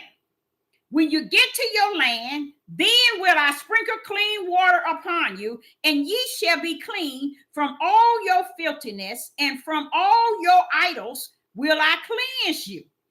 A new heart also will I give you. A new spirit will I put within you. And I will take away that stony heart out of your flesh. And I will give you a heart of flesh. And I will put my spirit within you and cause you to walk in my status, and ye shall keep my judgment. Verse 28.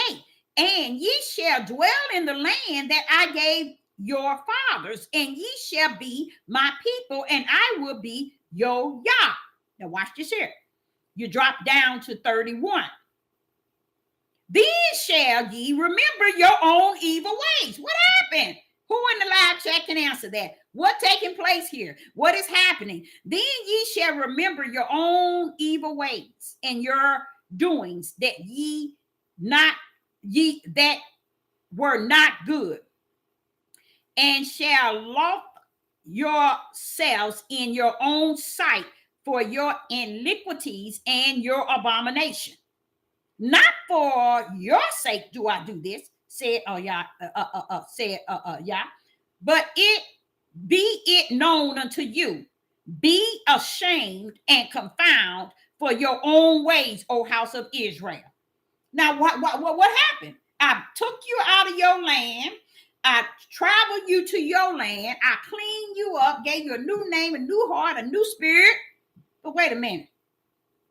The man, you know that crazy mind you had? That's going to remember. He's going to allow you to remember. You see? So you thinking you're escaping something, and you're not. You notice he talking about a heart and putting a new spirit in you, and a new heart of flesh, and to put his spirit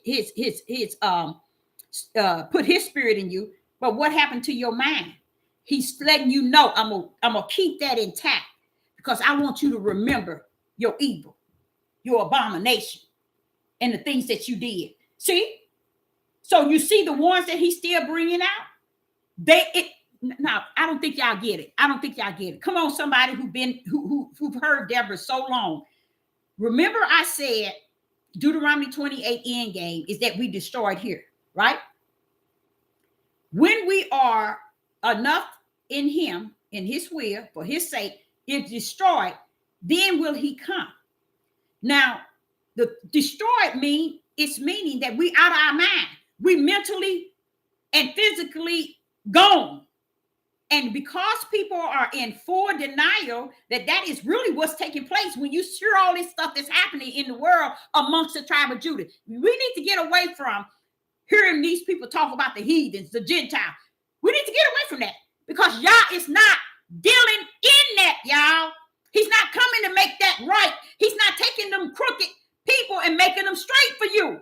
So we just speaking out of our rectum. In Deuteronomy 28, he didn't tell you he was coming after them. He said he's dealing with you, and he said he's going to continue to deal with you until you destroy. So when you see 31 in Ezekiel, after all he's going to be doing, look at 31. That's going back to that mind that I told y'all was destroyed. See that?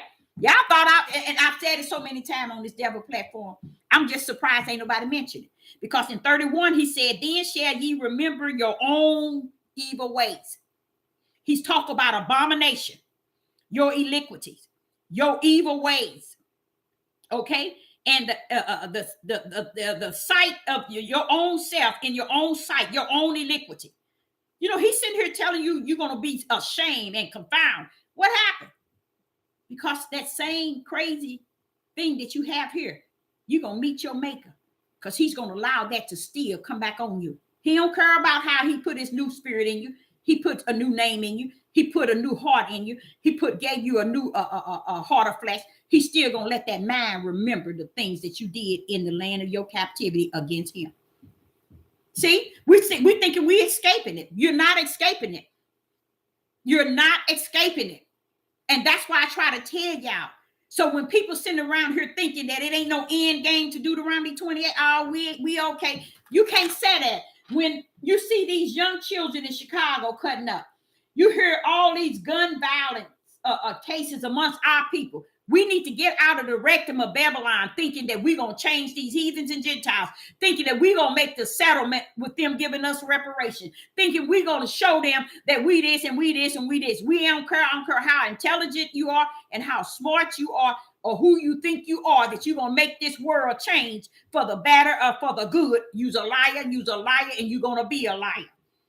Because Deuteronomy is fully fulfilled. We gone. And this is why you see all this nonsense going on.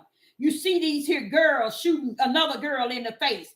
And the girl that got shot in the face had shot a young man and killed him. Grandmama at the funeral shooting.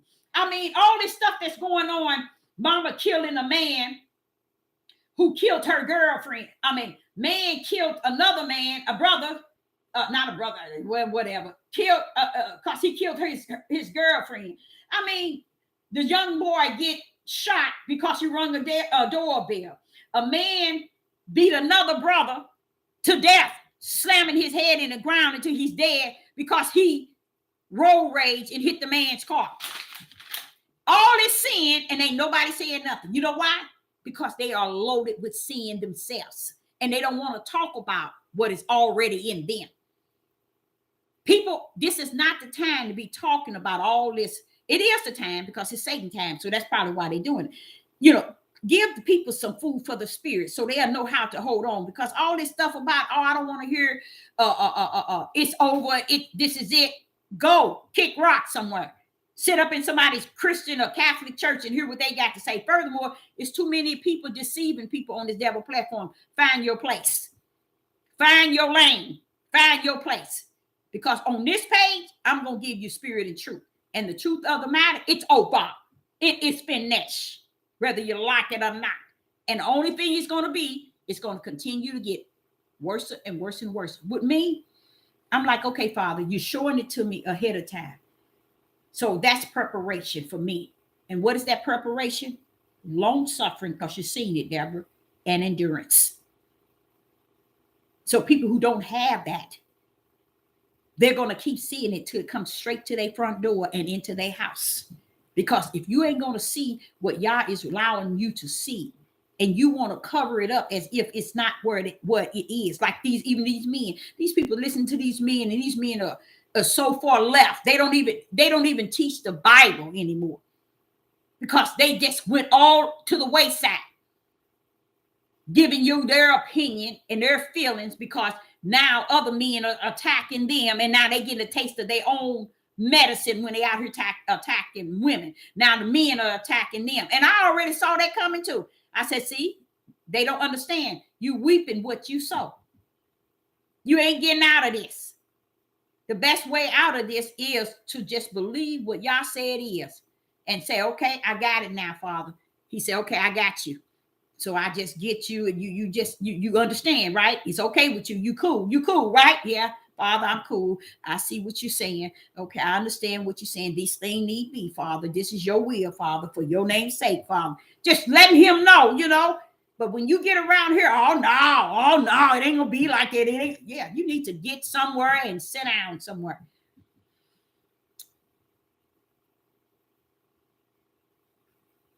What did he say about your son? About our son. I like that. Our son. I like that.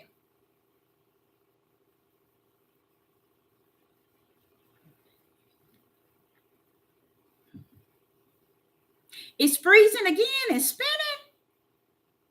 Oh, wow. Is it really? Didn't I say that? You remember when I said that, didn't I? And that, when you see that, when I said that, here it is, right in Ezekiel chapter 36 and 31. Because I'm like saying, Father, how you going to clean us up? Clean our field, give us a new heart, give us your spirit, give us a new spirit. And what's this here going on? Read 31. Ezekiel 36 and 31. It's telling you exactly, going right back, showing you that you had a messed up mind. And he still brought you over, didn't he? You see that? He got you over to the promised land already. You see? He already got you over to the promised land. But look what he said. Then shall ye remember your evil ways. See, he got you over there. It's not to take away that which he said should happen, which is Deuteronomy end game. You being destroyed mentally. You see, he didn't say he was going to erase that. He said, I was going to put a new heart also and give you a new spirit, and we'll put it within you, and I will take away your stony heart and out of your flesh, and I will give you a heart of flesh, and I will put my spirit in you, and I will wipe away your filth, and I will cleanse you with clean water. And then he dropped all the way to 31 and said, but wait a minute, hold up. In 31, he turned around and tell you, then shall you remember your evil. See, he didn't forget. Sister Deborah is not telling y'all this here for the hell of it. Deuteronomy 18 is that we are destroyed. Once he see the level of being destroyed, he's going to get you out of here. He's going to get you out of here. But you're going to remember all of that crap that took place with you. He ain't talking about what the heathens and Gentiles. He ain't going to bring that to you. He's going to, 31 said, then shall he remember your own, ye remember your own evil ways. See, God is trying to tell y'all, even though he's going to get his remnant out, his small remnant out, he's not getting you out because you all good in that. He's not getting you out because you spirit and truth and you the light. He's not getting you out because you holier than thou. He's not getting you out because you accept his name. He's not getting you out for all these reasons these people on this devil platform telling you. He's not getting you out. Why? Because there's no reason why he have to take you out outside of who he has chosen to take out. It ain't got nothing to do with you. He said, for my name's sake, I do these things. So you see, even though he's going to get you out, even though he's going to know you gone, but he's going to bring you right back to you so you can remember. That's beautiful. That's beautiful. He's showing you right there. It ain't about what people telling you you're supposed to be doing. You doing this and you doing this. You got to have this and you got to wrap your head. You got to walk and talk and eat like this. He said, ain't got nothing to do with it. I got mine already. Mine is already in my hand to bring up out of that land of that captivity. And when I bring them out, they're going to be as loony as a loony bird. That's why I'm going to have to clean them up, Deborah. Tell them. I'm going to clean that mess up. But I'm going to make them remember that man going to remember all that wicked that they were doing. That abomination. He's sitting here telling you. So why would you bring somebody over to the promised land with all that chaos? Because he was in them before they left. That's why. See, just showing you how I done all this for you, brought you to the promised land, giving you the promised land that I promised your father, floating with milk and honey. You ain't gonna want forever again. But let me tell you something. You know what you was doing when you was over in that land of your captivity? That old evil man, that's still with you. You see that? See, because it's showing you what he's going to do with his power. See, we keep forsaking the power. He's showing you, I'm going to cleanse you up. Verse 25, then will I sprinkle clean water upon you. That's his power, cleaning you up.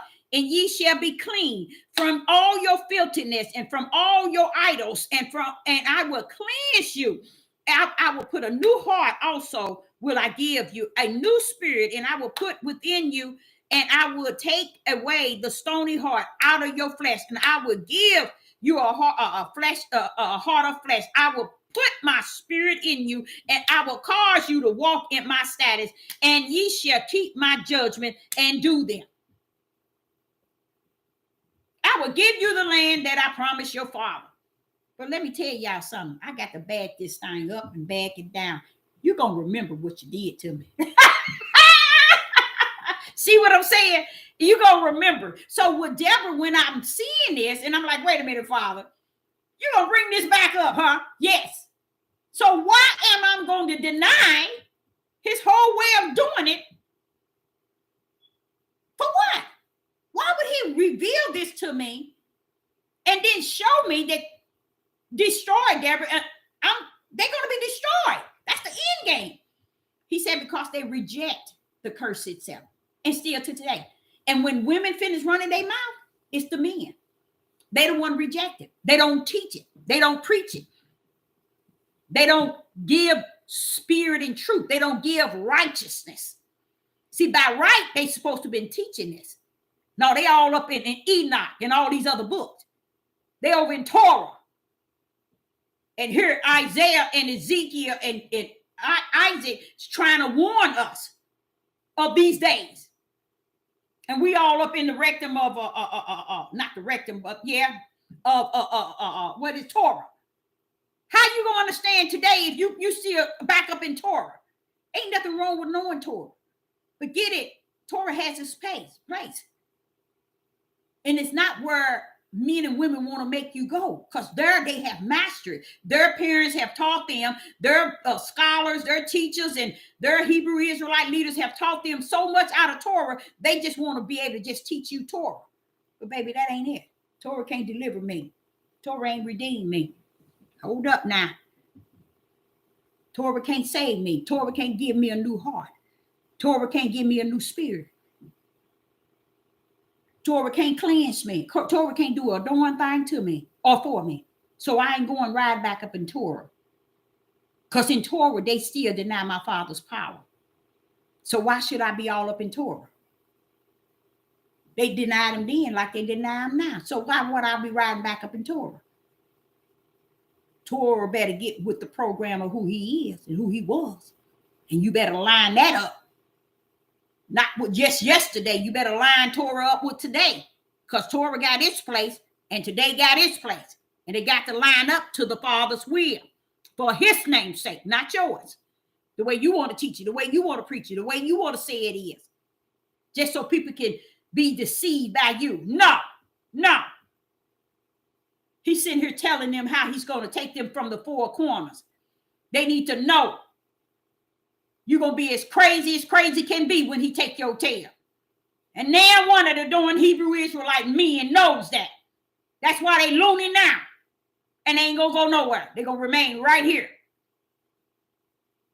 Because they denying and they teaching the people the opposite of what Yah has given them to tell the people in the end days.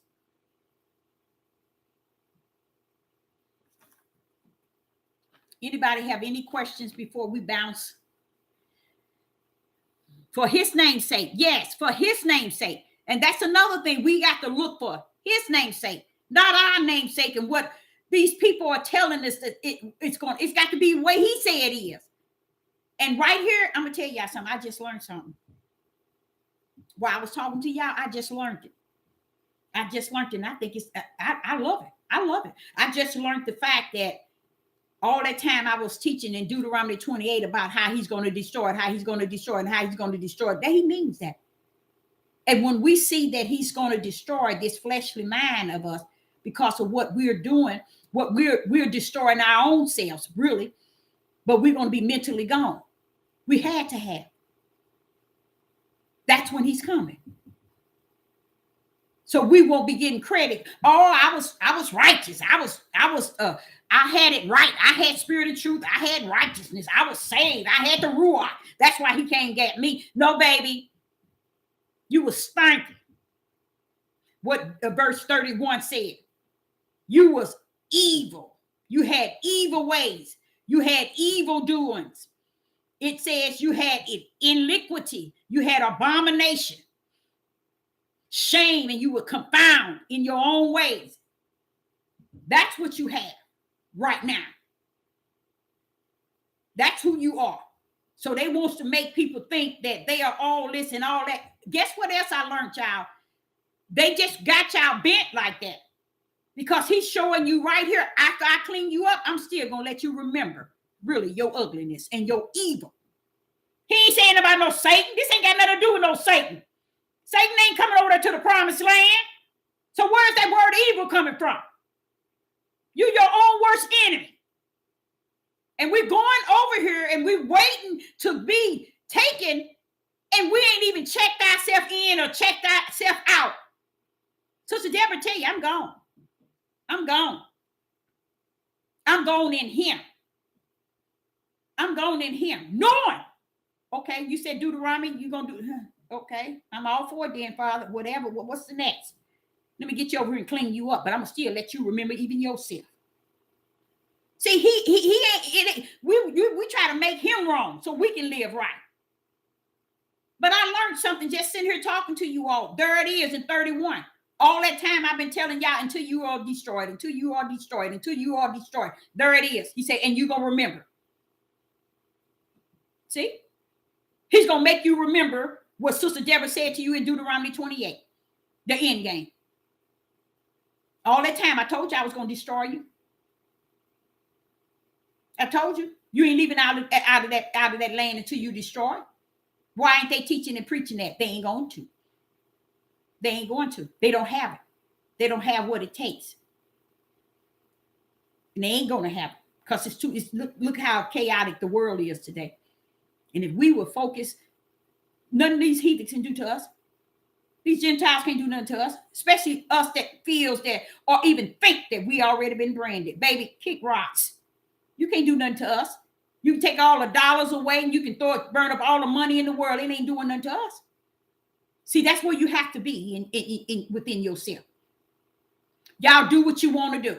I don't care if Trump and Biden get on nationwide TV and kiss each other, tongue in each other. I don't care. Let them people do what they have created and placed there to do. Evil and wicked, and stop trying to battle with them. You know what? I'm telling y'all something that's so funny. I know y'all might laugh at that. You remember those two guys I was telling you that was cutting up, and the representative, the way that they fired them and the way that they spoke to them was very professional. They chewed them white men out, them old prejudiced white men out. They did a good job on that. But when they got reinstated, the one with the fro got to cutting up. Won't he do it for you? Preaching like he's a pastor in a Christian church.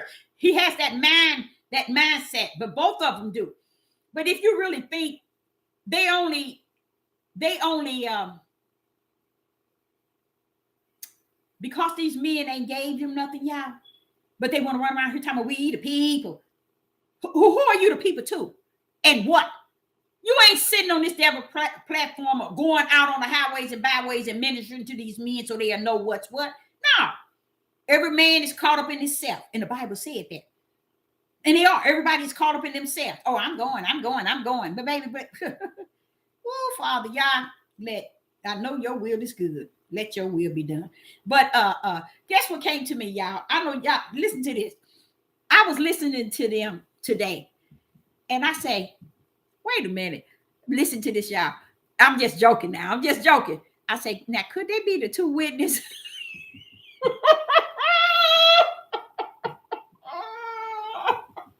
I said, now, can they be the two witnesses? Let me tell y'all why. Because now, I don't know about y'all. But the way y'all is, how I seen him since I was a little girl rumble, y'all do some things. Y'all do us things, and we thinking it's going left, he go right. I'm telling you, the way, like when he said our thoughts are not his thoughts, our ways are not his ways, let me tell you, y'all, that's real. That is real. And I don't know why. I just sat there and I heard them today. And I said, could they be the two witnesses? I know they're not, y'all. I know that they're not. I know that they're not the two witnesses, but it's just the way, the elegant in the way they spoke. And when, to me, the power in the words that they said, not when they was clowning on the court steps, that shows you that they wasn't in the spiritual realm, okay? But they weren't in the spiritual realm, but they were in a fake realm. But the way that they spoke to these heathens in that court, that's why they fired. They put them out because they spoke too eloquent. Oh, black people ain't supposed to talk like that. Those guys nailed it, every word. And they used the proper words to say without getting angry and mad. I mean, it's the way that they addressed them and they put them out. Now, the whole world should have saw that. But guess what? Where was our brothers? They couldn't see those two boys speaking on their behalf, but they can see Kanye, Kyrie. You see what? Jay-Z, Beyonce. They can sit and place those type of people above Now I'm talking about the Hebrew Israelites, but they can't seem to see. These people bring their dogs around just to see if their dogs can be controlled by ICE barking. But see, I'm gonna show their ignorance. I'm gonna show y'all something. Do you know dogs bark at one another? That's their way of communicating. The heathens then took that away from them. The heathens then took everything away from every animal that's not to be eaten, but they took away the way they do things in life. These dogs are not supposed to say, hey, what's up? What's up? What's up? They bark. Instead, they take that away. They're not allowed to bark. They're not allowed to walk a certain way. I don't know if y'all know that or not. They're not. Dogs are not allowed to walk a certain way. The heathens teaches them how to walk. They have to walk like a human being walk. I don't know if y'all know that or not. I'm telling you, this is facts. Everything that they do, they have to. They're training them to be more human than the animals they are created to be. You see, and it's a sad sight. And the reason why I call it a sad sight, it shows you the power and control of the heathens, of those who of Europeans. They think they got all the power of the world wrapped up in their hand, you know, and they pretty much do. Because when I see them doing that, I'm like, oh, it don't even take all that. ICE is barking because they're passing by, and that's what they communicate. He's not barking saying, you know, I'm gonna tear you up, and no, they barking to say what's up. Because sometimes he might throw one bark, sometimes he might throw two. But he realized that these throwing dogs, they don't talk to me at all. You know, even the neighbors, they have dogs and they won't let them run up and down the fence with ICE, and he be just sitting there like, hey, mama, what's going on? I don't understand. And he just be running, just all the energy to get up, you know, and they looking at him like, just standing there looking at him like he a ghost or something. The dogs, because this is how wicked heathens are. Europeans are. They come to kill, steal, and destroy. They destroy everything, the natural of everything out of an animal. And our ignorant men turn around and we want to breed evil in them. You see, you can't win. You can't win. Anybody have any questions for Sister Deborah before we end this video?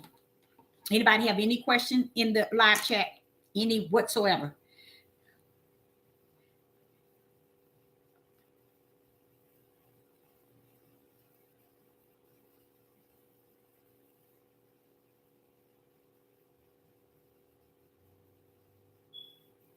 You say you raised 4 what? 4 adults. Okay. And it's not easy, is it? It wasn't easy, was it? Now, I'm going to be honest. The son I was just telling you about, you go to his job, they'll tell you, this is the best guy in the world. I mean, everybody, but honey, please.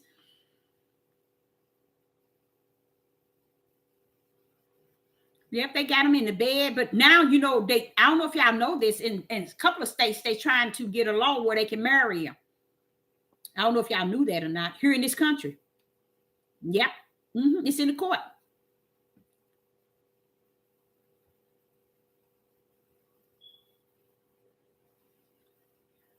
You're welcome. Praise the Most High Yah. Yes.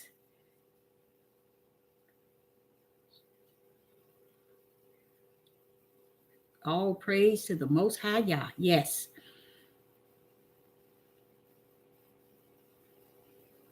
Oh yeah, they were saying, when I heard it, I just couldn't believe it. I just said, it's just, why would you bring that to the court? You know what I'm saying? To marry an animal. You know what they're really saying? What are they saying? Do you know what they talking about?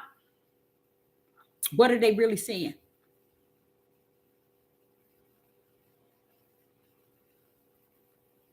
Oh, okay. You know what they're saying? They want to be able to have sex with the animals. That's what they're saying. That's what they're saying. Right. Exactly. That's what they're saying. Because you don't need to go into the court and make it a law for you to marry him. You just got him. Who cares if you uh have a piece of paper or not? It's deeper than that. They want to be able to mess with them. Yep. That's what they want to do. A lot of people don't know that, but yeah, that's the only reason why they go into court.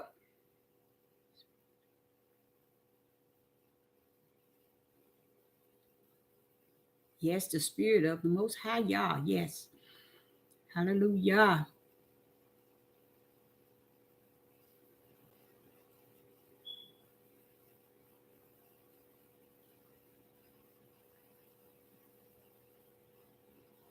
So we want to just thank the Most High for who he is all by himself and his glorious wonders and all that he is, all that he was, and all that he's going to be. Yes, right. Let his will be done, y'all. That's right. I don't know. I think today I was just sitting here and I just saw so much on television. I just started writing it down and I said, I'm going to bring it up. And I said, I want to everybody see all this stuff is going on. I guess it's kind of good to not see it, but when you don't see it, then you missing. It's like him coming and you missing and not knowing what is actually taking place that's leading up toward his coming. Awesome. But I, Sister Deborah, would say appreciate each and every last one of you all tuning in, and I will be back. I don't know what to do about this computer. You guys, it's nothing wrong with the laptop. It's just I just don't know why it cuts off and spins like that. It's just crazy. Oh, I just realized I got the maybe I got the other Wi-Fi on. I don't know, but it does.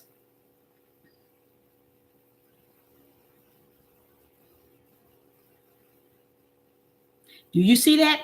I'm gonna show you something. I'm gonna tell you something else they said.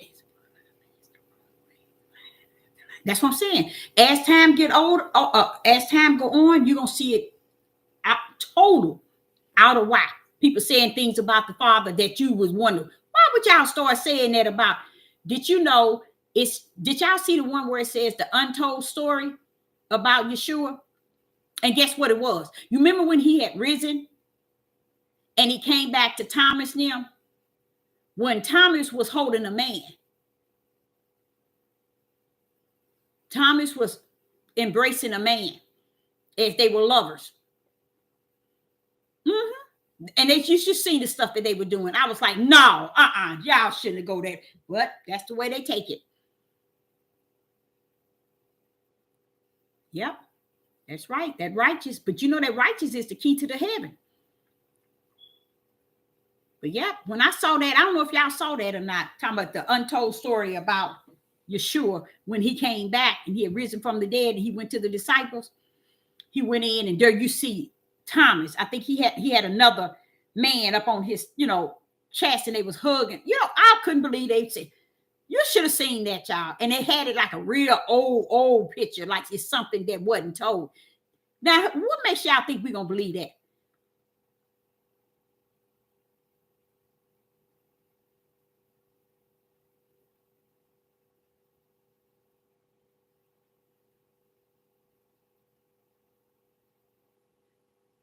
Oh, wow.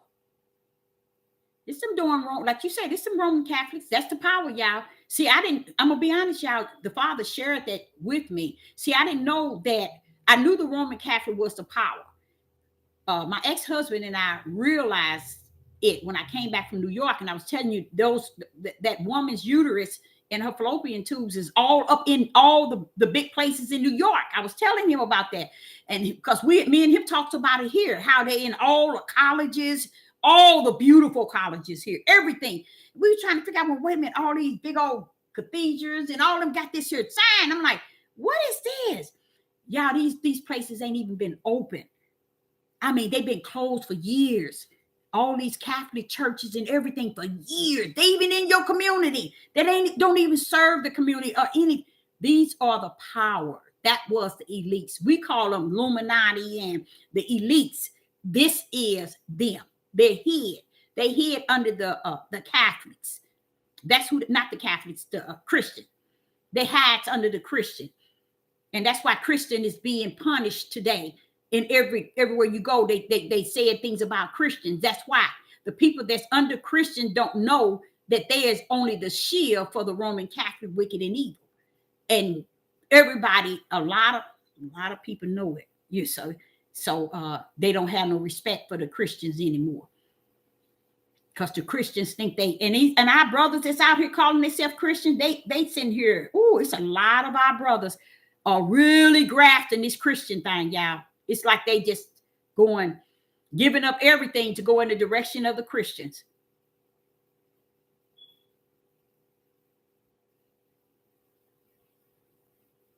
Yep, you talking about in that movie's image. Yep. Mm-hmm. They say all that. Even when they were saying Adam had more than one wife, he married his first wife, but she did wrong or something, and Eve was his second wife. All that on mass. That's why I'm telling you. You know how they get all that, you guys? They get that through all these books.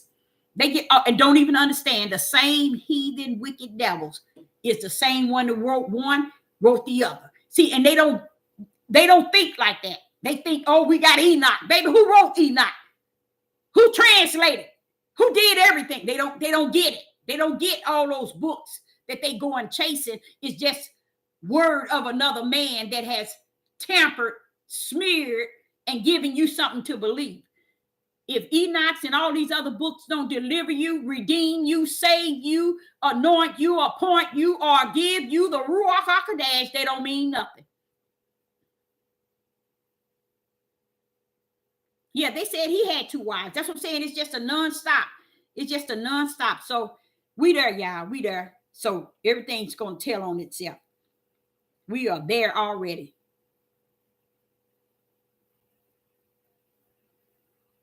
Yep, he did. Solomon did. He told him that. Because he said, hey, y'all don't get involved in all that. You'll be going around here. And it's the truth. He said it. Well, they don't listen to Solomon. They don't listen to nobody. If they don't listen to Yah, what makes you think they're going to listen to anybody else? That's why they deceiving the people through all these other books, because they figure if they get enough books to trap you to believe they know something, we can use this book. This book said this book. Why ain't none of these books telling you about the end game of Deuteronomy 28? Why ain't none of these books telling you anything that Ezekiel, Jeremiah, and Isaiah is telling you about the end games? Why ain't none of these books showing you what Revelation means? They can't tell you nothing. It's just out there to deceive people, to make people think they know something that you don't know, because you don't read all those books, and they do. So when they can tell you something, or we can tell you something, you can't tell nobody nothing.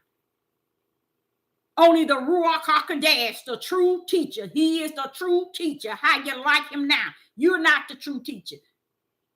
The Ruach HaKodesh is the true teacher. My Father, your spirit teaches. Now, why would he come in you and tell you you don't know nothing, but then all the books know something, but greater is he that's in you than he that's in the world don't know nothing in you? Y'all crazy. Y'all all crazy. You're sick as sick can be, and gonna continue to be sick. Now the spirit of the Ruach gonna come live in you and teach you all things, guide you, show you things to come, bring things back to your remembrance, comfort you, and then it's stupid in you, but you in all these other books is the truth.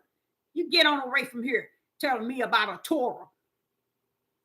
Tell me about nothing. Yeah, now one of your tales are following the Father. All that he done for us, and all he done given us and shown us and been for us, guide us and led us, and we running our stupid tails into other books, talking about some Torah. Torah your tail somewhere and sit down and get up under the Ruach HaKodesh. And the only reason why I can say something, because I've been up under him since I was 4, since I can remember him talking to me, leading me and guiding me. But then I'm going to wait until this time and believe all that's on this devil platform talking about some he say, she say. What the name is. The Torah. Hebrew and Greek, sit down. A new sheriff Ben came in town. His name was the Ruach HaKodesh, the true teacher. And he don't need no Greek and no Hebrew.